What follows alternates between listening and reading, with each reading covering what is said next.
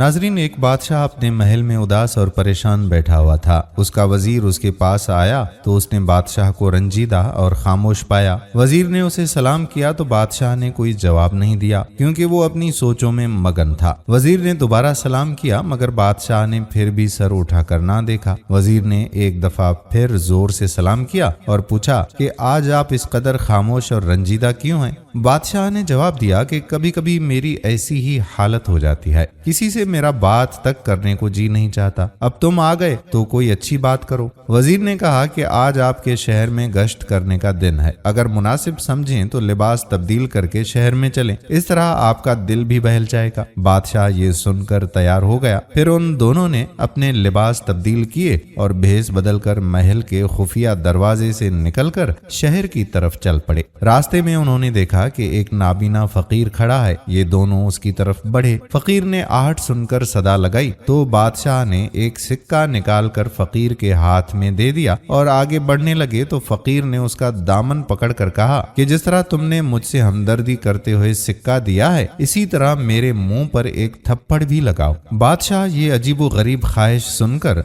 बड़ा हैरान हुआ और उसे एक नाबीना फकीर की बड़ समझकर आगे बढ़ने लगे, लेकिन फकीर ने उनका दामन ना छोड़ा और अपनी बात पर इसरार करने लगा कि मेरे मुंह पर एक चांटा जरूर मारिए और अगर ये मंजूर नहीं है तो अपना सिक्का वापस ले लीजिए, मुझे इसकी कोई जरूरत नहीं है। नाचार बादशाह ने उसके मुंह पर हल्के से चांटा रसीद कर दिया। फिर वो लोग आगे बढ़ गए। कुछ दूर जाने के बाद बादशाह के दिल में ख्याल आया कि नाबीना फकीर ने ये जो हरकत की है तो जरूर इसके पीछे कोई ना कोई राज दफन होगा, वरना कौन इस तरह सिक्के लेकर अपने मुंह पर थप्पड़ लगवाता है। उसे जुस्तजू हुई कि वो जरूर ये राज पता करेगा। चुनाचे बादशाह ने अपने वजीर से कहा कि वो उस फकीर को जाकर बता दे कि उसको ये सोने का सिक्का बादशाह ने दिया है और उसका हुक्म है कि वो कल दोपहर को उसके दरबार में हाजिर हो। वजीर ने बादशाह के हुक्म की तामील की। फिर ये दोनों आगे बढ़ गए और इसी तरह शहर की मुख्तलिफ गलियों और बाजारों में घूम फिर कर लोगों के हालात और मसाइल मालूम करने लगे। उन्होंने शहरियों से हुकूमती कारिंदों के हवाले से भी बातचीत की। फिर बादशाह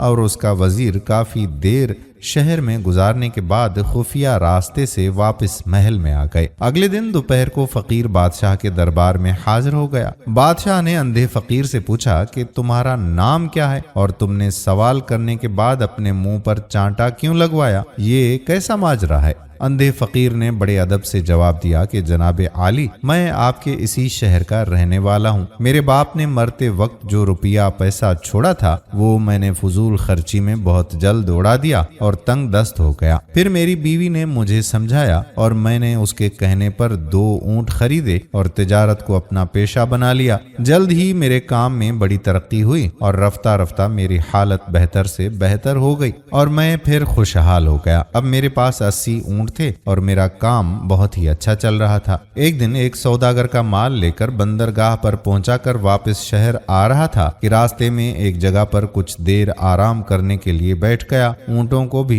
मैंने उनके चरने के लिए छोड़ दिया। कुछ देर गुजरी होगी कि एक दरवेश मेरे पास आया और बैठ गया। सलाम दुआ के बाद हम आपस में बातें करने लगे, एक दूसरे से वाकफियत हुई। फिर हमने साथ ही खाना भी खाया। इस दौरान दरवेश ने मुझसे कहा कि इस जगह के करीब जो पहाड़ी है उसमें इतना बड़ा खजाना छुपा हुआ है कि अगर तुम उसे अपने सारे ऊंटों पर भी लाद दोगे तो वो फिर भी कम ना होगा। ये सुनकर मैं लालच के घेरे में आ गया और मैंने कहा कि ये खजाना मुझे दिखाइए। दरवेश ने कहा कि मैं इस शर्त पर तुम्हें ये खजाना दिखा सकता हूँ कि तुम अपने आधे ऊंट मुझे दे दो। मैंने अपने दिल में सोचा कि अपने 80 ऊंटों में से 40 ऊंट इस दरवेश को दे दूंगा तो भी 40 ऊंट मेरे पास बचेंगे। खजाने से भरे ये 40 ऊंट भी मेरी कई पुश्तों के लिए काफी होंगे। इतना बड़ा खजाना 40 ऊंटों के बदले में मिल रहा है तो ये सौदा कुछ बुरा नहीं है। चुनाचे ये सोचकर मैंने दरवेश से कहा कि मुझे तुम्हारी ये शर्त मंजूर है। इस पर दरवेश ने मुझसे कहा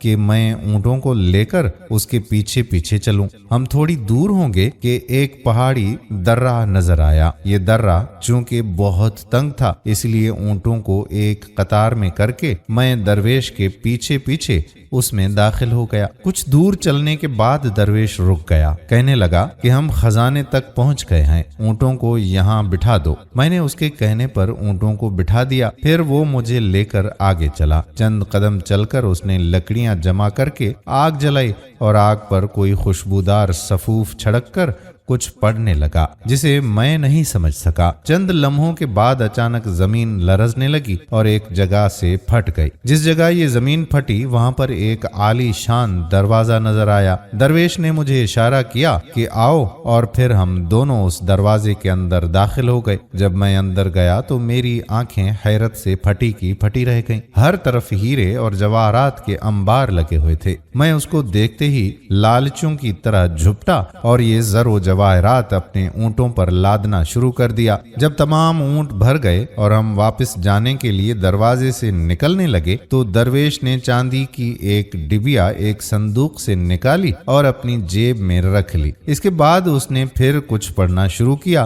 جس کو میں سمجھ نہیں سکا۔ ہم ابھی دروازے سے نکلے ہی تھے کہ زمین پھر ہلی اور خزانے کا دروازہ خود بخود بند ہو گیا۔ ہم پھر اسی درے میں پہنچ گئے جہاں سے گزر کر آئے تھے۔ درے سے نکل کر درویش اپنے 40 اونٹ لے کر ایک طرف کو چلا اور میں اپنے باقی 40 اونٹ لے کر بغداد کی طرف روانہ ہو گیا۔ بادشاہ سلامت، میں چند ہی قدم آگے گیا ہوں کہ لالچ نے مجھے گھیر لیا اور میرے دل میں خیال آیا کہ بلا وجہ میں نے 40 اونٹ اسے دے دیے۔ وہ تو درویش ہے، اسے دولت کی بھلا کیا ضرورت؟ لہٰذا میں واپس گیا اور اس سے بات کر کے 20 اونٹ واپس لے لیے۔ اب میرے پاس 60 اونٹ ہو گئے تھے۔ پھر میں آگے چلا تو لالچ نے پھر میرے دل میں دستک دی، لہٰذا میں پھر واپس گیا اور درویش کو ڈرا دھمکا کر 10 اونٹ اور واپس لے لیے۔ پھر اسی طرح میں نے اپنے سارے اونٹ اس سے واپس لے لیے۔ اب درویش خالی ہاتھ چل پڑا تو میرے دل میں خیال آیا کہ اس کی جیب میں چاندی کی ایک ڈبیا تھی، ضرور اس میں بھی کوئی خزانہ چھپا ہوگا۔ میں پھر واپس گیا اور اسے ڈرا دھمکا کر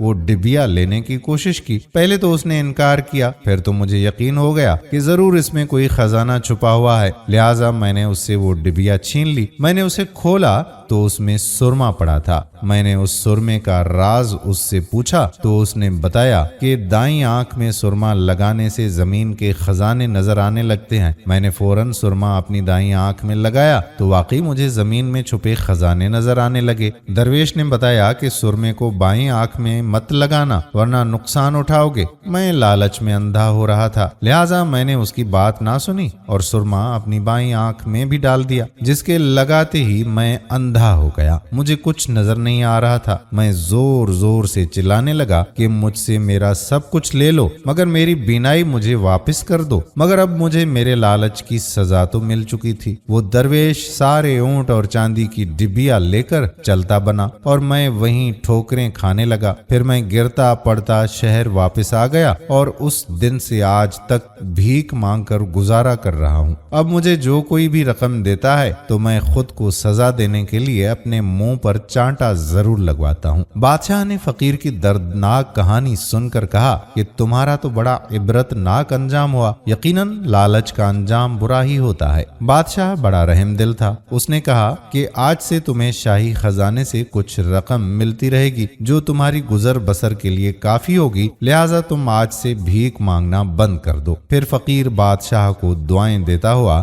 دربار سے چلا گیا۔ دوستو، امید کرتے ہیں کہ ہماری آج کی ویڈیو بھی آپ کو پسند ضرور آئی ہوگی اور اپنے دوستوں کے ساتھ اسے شیئر کریں گے۔ آنے والی ویڈیو تک اپنے میزبان قادر بخش کلہوڑوں کو اجازت دیجیے۔ اللہ حافظ۔